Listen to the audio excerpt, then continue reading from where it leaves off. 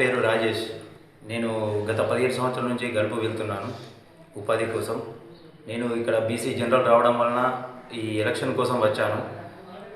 ఈడ మన BC general రావడం వల్ల ఎలక్షన్ కోసం వచ్చాను.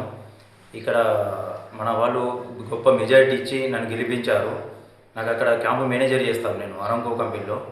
అటువంటిది నాకు ₹1,00,000 జీతం ఉన్నా కానీ కూడా విడిచిపెట్టాను ప్రజాసేవ చేద్దామని.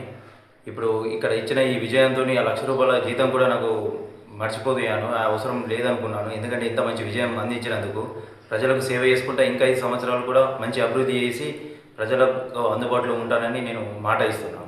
ఈ గ్రామానికి నూతనంగా ఎన్నికైనటువంటి సర్పంచ్ గారు కడారి రాజేష్ గారు దాదాపు పెద్ద జీతం సౌదీలో పెద్ద జీతాన్ని వదిలిపెట్టుకొని ప్రజాసేవ లక్ష్యంగా ఈరోజు మేడిపల్లి గ్రామ సర్పంచ్గా ఎన్నుకోవడం జరిగింది.